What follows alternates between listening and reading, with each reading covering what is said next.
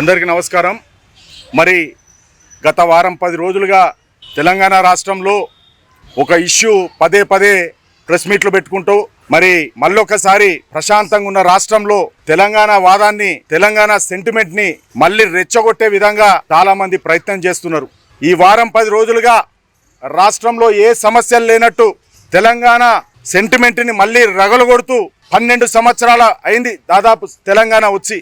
12 సంవత్సరాల తర్వాత మళ్ళీ ప్రధానంగా ఇద్దరు వ్యక్తులు ఈ ఆట ఆడిస్తున్నారు. ఒకరు ఫామ్ హౌస్లో వండుకున్న కేసీఆర్ గారు, మరి అక్కడ 11 సీట్లకే పరిమితమైన జగన్మోహన్ రెడ్డి. ఎందుకంటున్నా అంటే ప్రశాంతంగా ఉన్న వాతావరణం, అన్నదమ్ముల్లాగా కలిసిమెలిసి ఉన్న వాతావరణాన్ని ఈరోజు మరి 10 రోజుల నుంచి అరే తురై వాడు వీడు ఎవడ్రా వాడు అనే మాటలు మన తెలంగాణలో మాట్లాడుతున్నారు.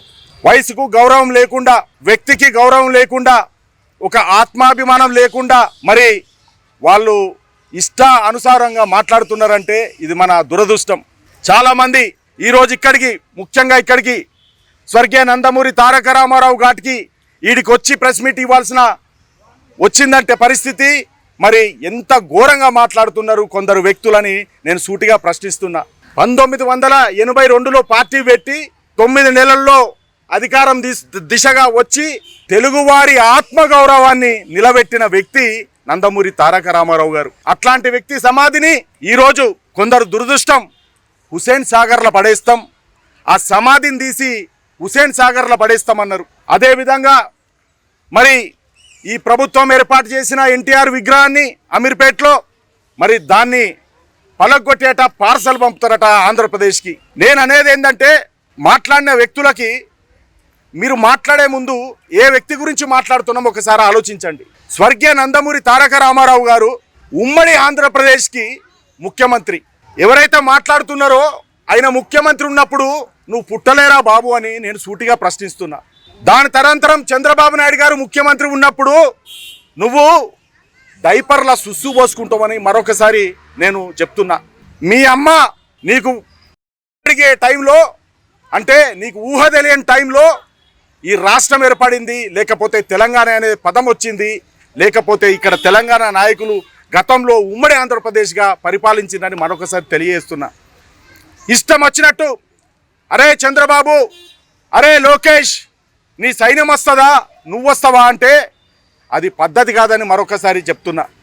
ఎందుకంటే రెండు రాష్ట్రాలు సెంటిమెంటు, తెలంగాణ సెంటిమెంట్ అయి 12 సంవత్సరాలు అవుతుంది.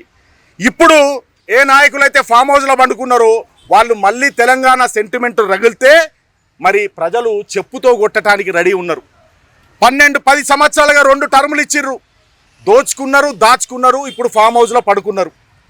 అది అక్కడైపోతే మరి ఇక్కడ 11 సీట్లకే పరిమితమైన జగన్మోహన్ రెడ్డి ఏ విధంగా రెచ్చగొట్టాలి తెలంగాణని, తెలంగాణ ప్రజల్ని ఏ విధంగా రెచ్చగొట్టాలంటే ప్రొఫెసర్ నాగేశ్వరరావు వంశము ముంగడికి తీసుకొచ్చిండు. మరి అమిత్ షా ఏం మాట్లాడిండో, అమిత్ షా గారు ఏం మాట్లాడిండ్రో, ఎవరితో మాట్లాడిండ్రో ఎవరికి క్లారిటీ లేదు.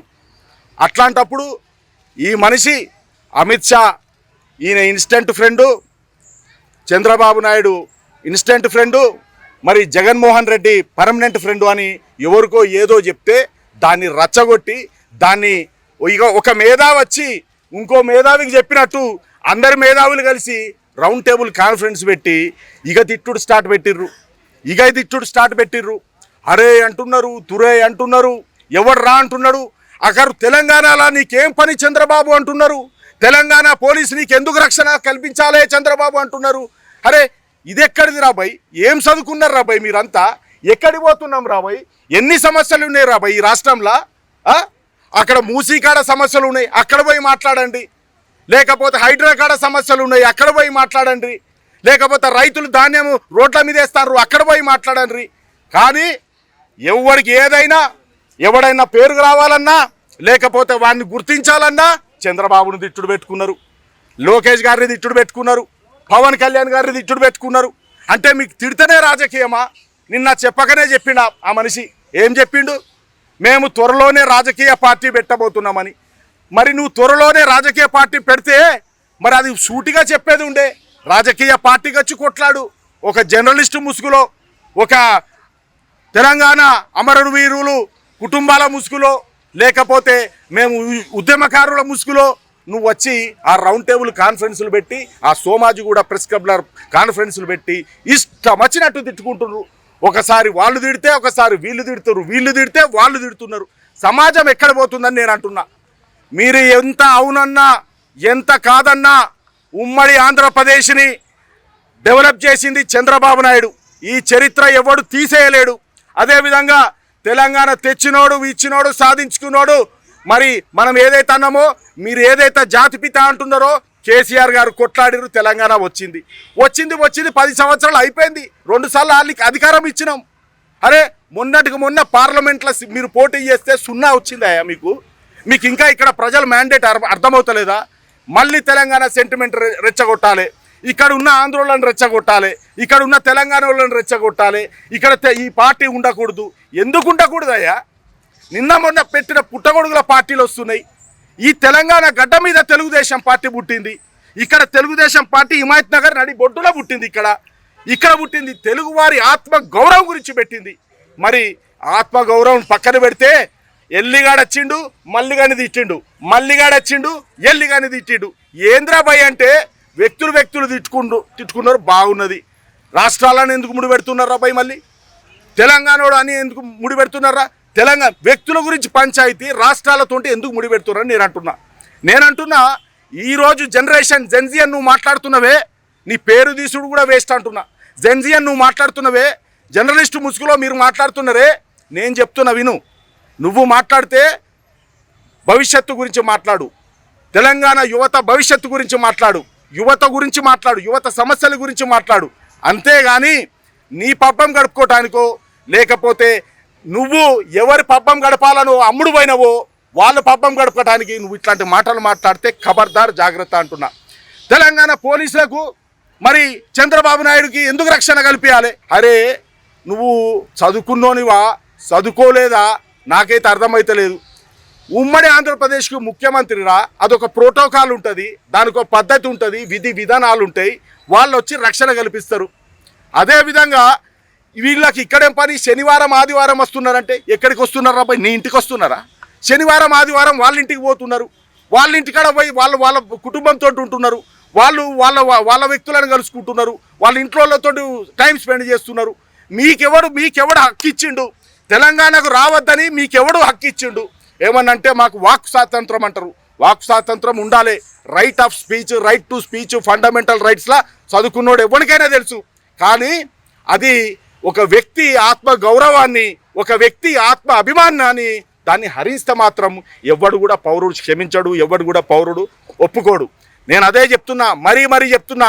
తిట్టాలంటే నేను కూడా 10 మంది 20 మంది జర్నలిస్టులు కానీ మిత్రులు కానీ ప్రెస్ వాళ్ళని కానీ పిలిచి మా పార్టీ తరఫున నేను కూడా తిట్టచ్చు. నేను తిట్టున్నాను, నువ్వు తిట్టుడు కాదు. ఇక్కడ రాష్ట్రాలతోటి ముడిపడి ఉన్న సమస్య అయిపోయింది. మిత్రులారా, ప్రజలు మ్యాండేట్ ఇస్తారు. ప్రజలు ఎవరిని కూర్చోబెట్టాలనే మ్యాండేట్ ఇస్తారు. అరే ఎవరింటికి పోయినా మీకే ప్రాబ్లం. ఇది నచ్చలే అంటే జనాలకు నచ్చలేదు. ప్రెస్ అంటేనే చూస్తేనే అరే వాడు తిడతారా, వీడిని తిడతారా, వీడు తిడతారా, వాడిని తిడతారా. ఇదా జర్నలిజం అంటే, ఇదా సంస్కారం, ఇదా భవిష్యత్తు. భావి తరాలు ఎదురు చూస్తున్నారు. క్వాంటమ్ ఎరాలో ఉన్నాం మనం ఇంకా డెస్క్టాప్ పట్టుకొని లేం. క్వాంటమ్ ఎరాలో ఉన్నాం. ముందు ఆలోచించాలి. భవిష్యత్తు ముందు 20 సంవత్సరాలు ఏం చేయాలని ఆలోచించాలి. ప్రణాళిక ఇవ్వండి. చదువుకున్న మేధావులు కదా, మీరంతా మేధావులు కదా. ఒక మేధావికి అవమానం జరిగింది అంటున్నారు కదా, ఆ మేధావిని ఒక బుక్లెట్ పట్టుకొని రమ్మనండి. తెలంగాణ మోడల్ ఈ విధంగా ఉండాలి, ఆంధ్ర మోడల్ ఈ విధంగా ఉండాలి, మన తెలుగు ప్రజలు అభివృద్ధి చెందాలంటే ఈ మోడల్ బుక్లెట్ అమలుపరచమని చెప్పాలి. అంతేగాని నా మీద కేసు పెట్టిండ్రు, ఆంధ్ర పోలీసులు వస్తాండ్రు, తెలంగాణ పోలీసులు సహకరిస్తాండ్రు అనేది ఇది ప్రొఫెసర్ గారికి అది కరెక్ట్ పదం కాదు. మీరేమైనా ఉంటే, మీ మీద ఏమైనా అలిగేషన్ ఉంటే మీరు నిరూపించుకోవాలి. జర్నలిస్ట్కి ఒక కేసు పెడితే ఒక న్యాయం, లేకపోతే కామన్ మ్యాన్కి ఒక కేసు పెడితే ఒక న్యాయం కాదు. న్యాయాల చట్టాల ముందు అందరూ ఒకటే, అందరికీ ఒకటే ట్రీట్మెంటు. అంటే మీరు సహకరించాలి, న్యాయశాఖకు సహకరించాలి, పోలీసు వాళ్ళకు సహకరించాలి. అంతేగాని నేను రియాల్ ఒక మాట రేపు ఒక మాట కాదు. ఇక చాలామంది ఎందుకు ఇట్లా ప్రతిసారి చంద్రబాబు ప్రతి దాంట్లో చంద్రబాబే. ఆయన అక్కడ పరిపాలన చేసుకుంటాడు, ఆయన అక్కడ అమరావతి ఒక విజన్ ముందు 2047 అని ముందుకెళ్తాడు.